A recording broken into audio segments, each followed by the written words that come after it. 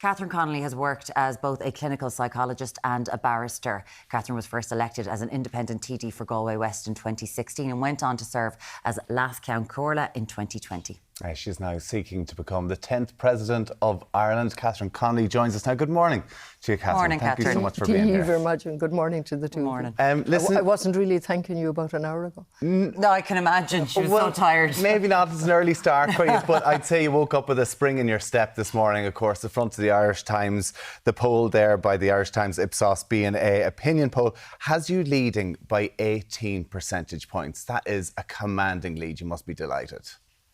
Well, what I'd say is polls don't win elections, so I'll be canvassing every day between now and polling day.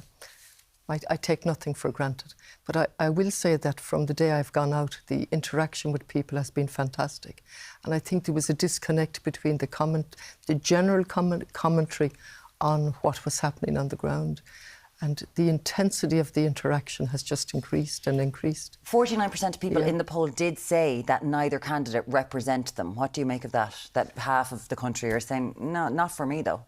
Yeah, I think that from day one I've been an inclusive candidate. I think to look at things through the prism of what's right and what's wrong, rather than a left and right divide. And really, from July onwards, people have come up over and over. They haven't agreed with me, but they've come up and I think they have appreciated that I took courage in my hand and stood and gave a choice to people. And people have a choice.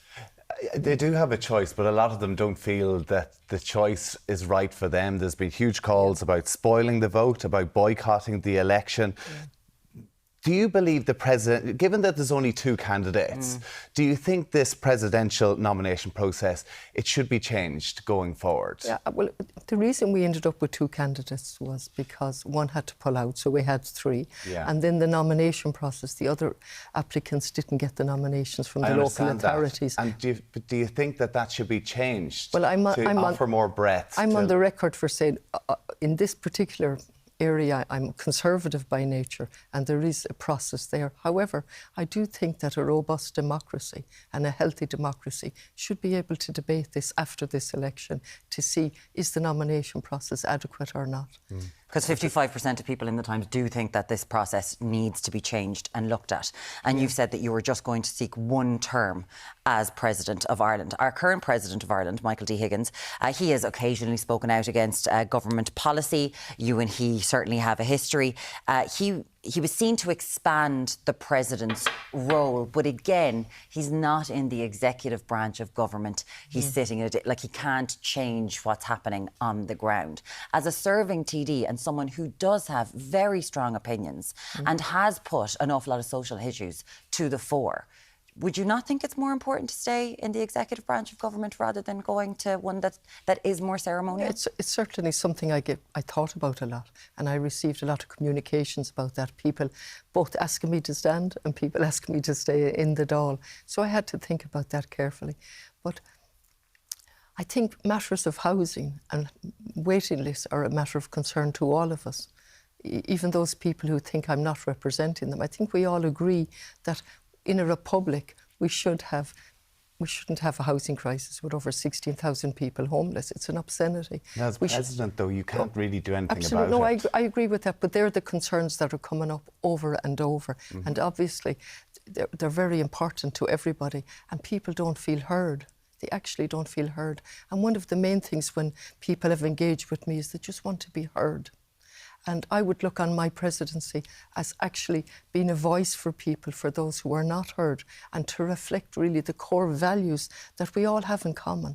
Compassion, solidarity, care, a voice for peace. But this goes back to the 50% of people who don't feel that they're being heard on that poll this morning, that they don't have a voice, they don't have a person, a candidate that they believe is speaking for them. I think perhaps if they listen to what I'm saying and they look at my record, they'll find that I've always stood up and represented as best I can, in the broadest way, in the most inclusive way, the voices that felt they weren't heard. It's a common theme of many of the contributions I've given in the Dáil, that people don't feel heard.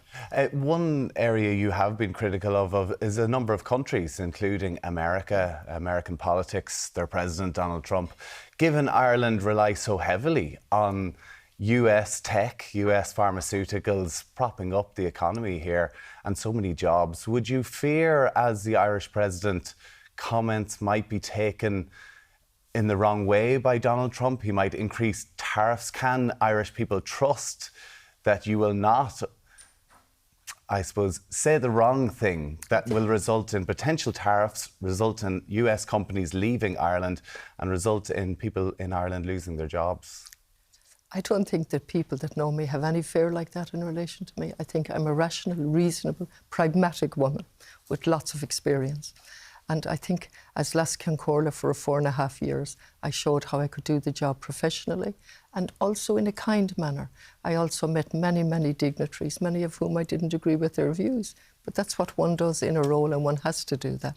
But just in relation to the politics of fear, I think Ivan Yates did us a favour in relation to that, in articulating what happened. It has been brought to my attention, for example... When Ivan Yates said in an interview with Sean Defoe, when he said, smear the bejesus out of her, that's what you're referring to. That's right. And to get out the big guns and create an atmosphere of fear, and nothing works as good as a negative campaigning. And so the latest part of that is it's been brought to my attention that my Fine Gael colleague in Galway has said that I don't accept the Special Criminal Court. I mean, to say something like that to somebody that practiced as a barrister for over nearly 25 years, somebody that's... You're saying there's a lot of sneer. There was a lot of... These are proper questions put to you by journalists for things that you have said, for actions that you have taken. I'm specifically referring to the latest comments from a TD But in you're Galway. making it sound like this has happened all the way through. But I just want to worry about business in Ireland. Yeah. 88% of Irish corporation tax is paid by multinationals. You have been critical of certain countries already. And as Irish president, your words carry huge weight. And if your words were to be taken badly by the president of America, it could have huge consequences. The matter of trade is a matter of policy for the government. That's first. Secondly, I've repeatedly asked in the Dáil over many years for the diversification of our economy. Obviously, the multinationals are extremely... I come from Galway City. I'm fully aware of the contribution they make to our life in Galway. But we need to diversify as well, don't we? And we made a promise we would do that after Brexit.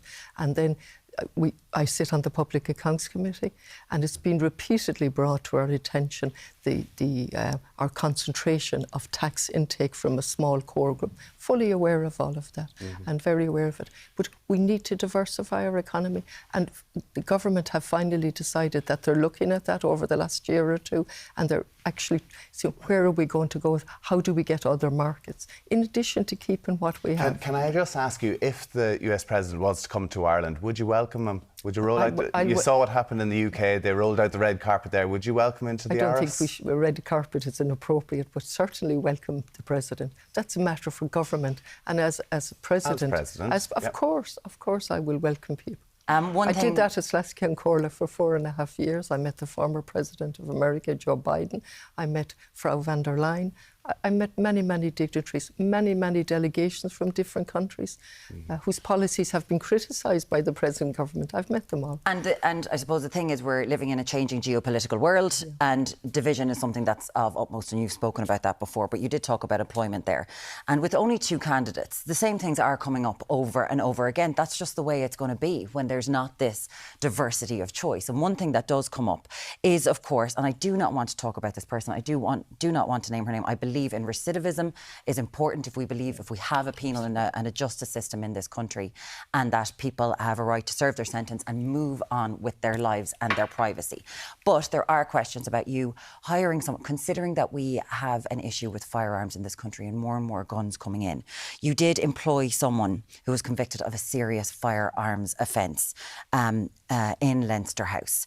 Can you appreciate why this has become such an issue?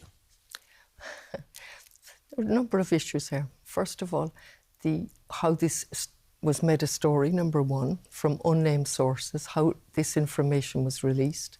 The story is really, do we value rehabilitation? Number 3, in relation to myself, I complied with every rule.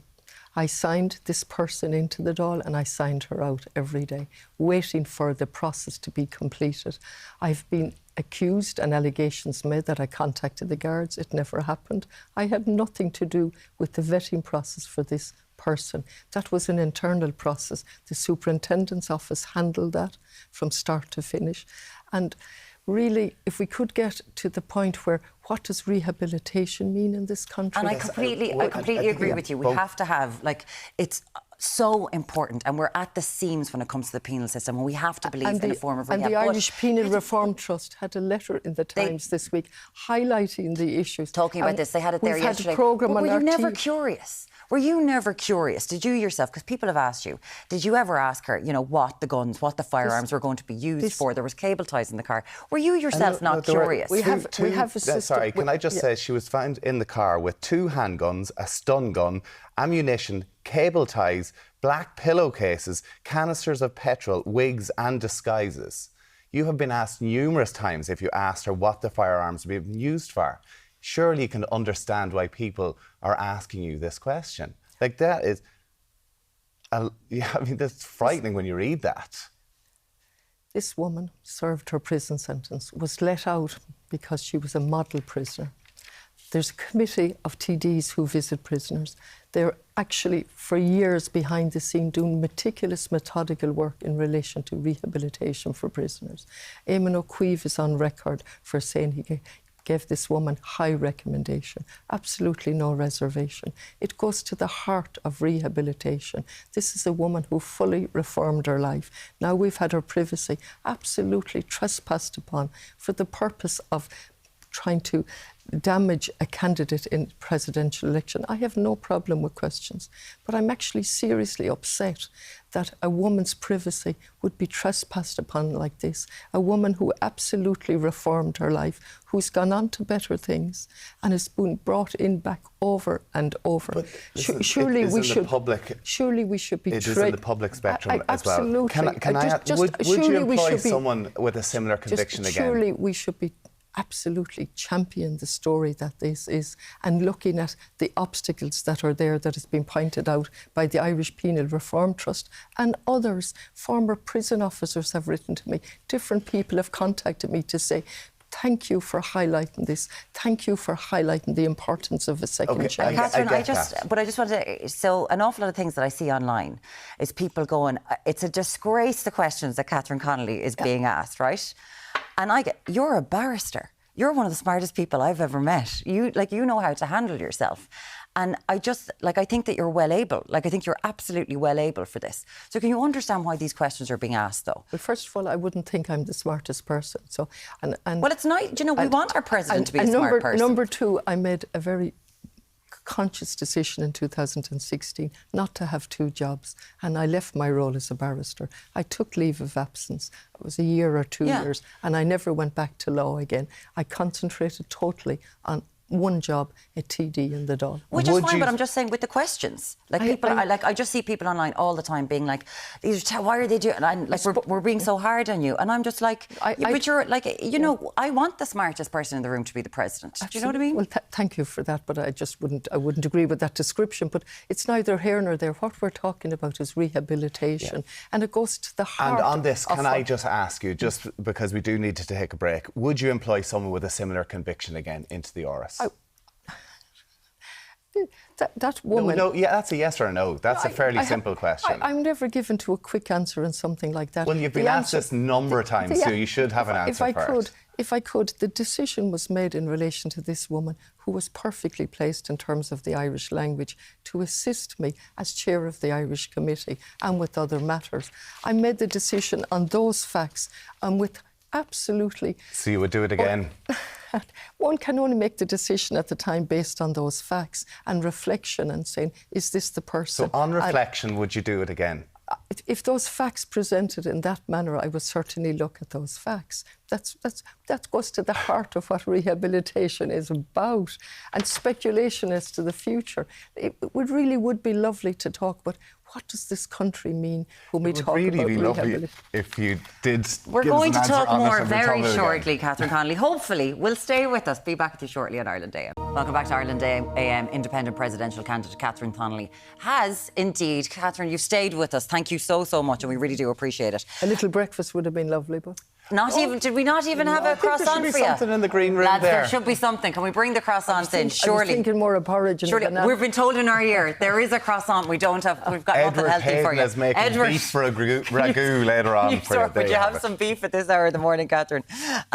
OK, so let's move on to Gaza, which is something that you have spoken about time and time again. The Taoiseach recently signalled that services will not be included in the occupied territories bill, which is something that we really want to see moving forward. So would you support such a version of the bill?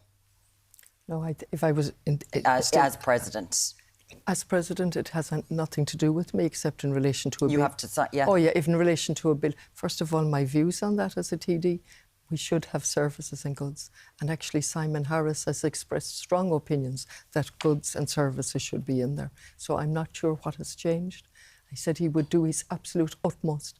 And Senator Francis Black has been working on this since 2018. It's only a very small indication of what can be done, and that we wouldn't put in goods and services is just unacceptable. Okay. As president, As president, obviously, one of the most important roles in one of these most important actions is to sign legislation into law. Yeah. I'm very conscious of that.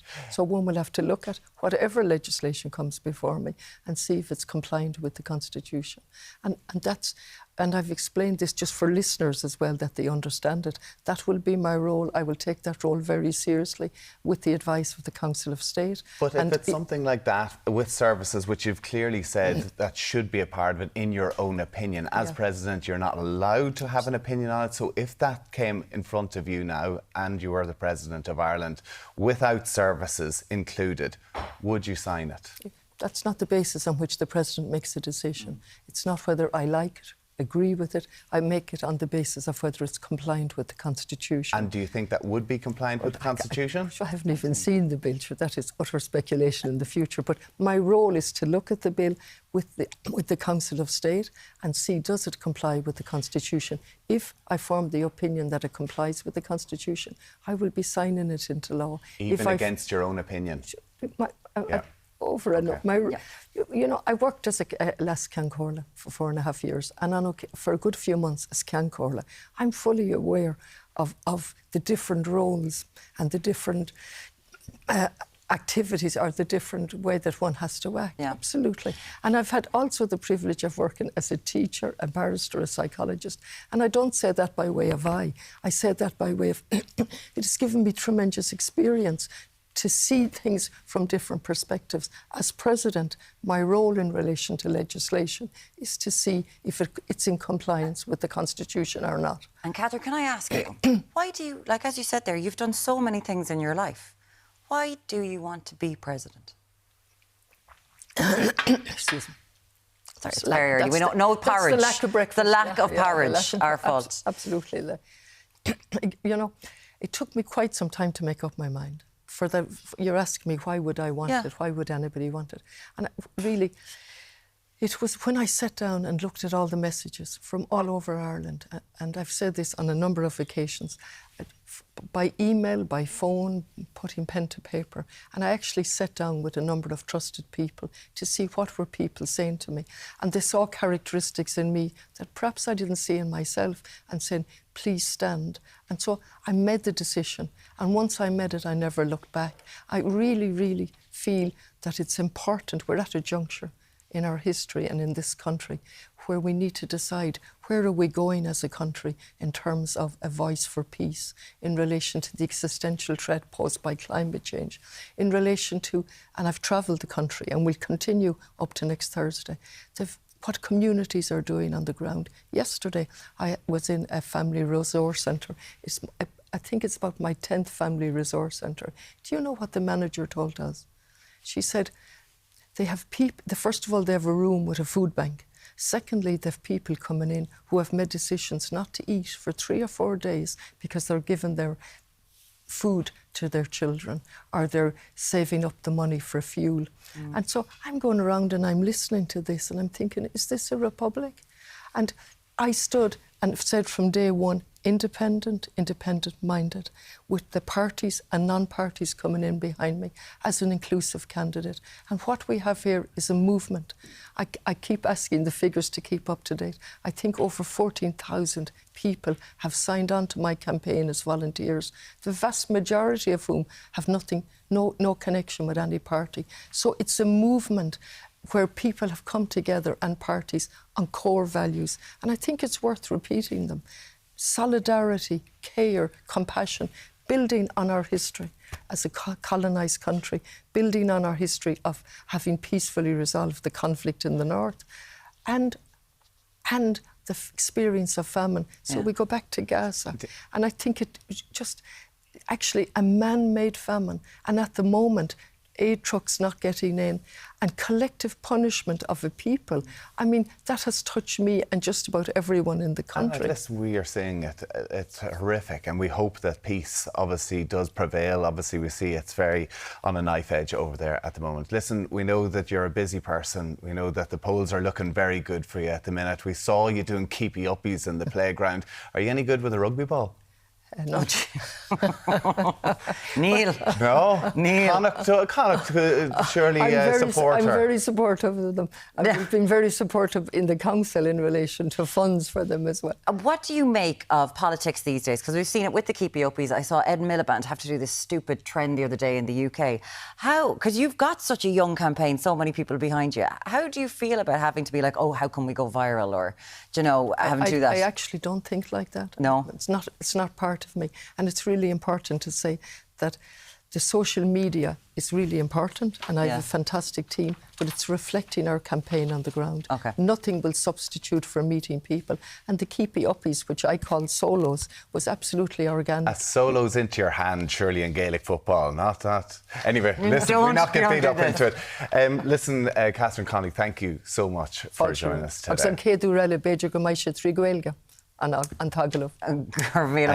a reminder that we have extended the invitation to Heather Humphreys, who has not given her confirmation yet.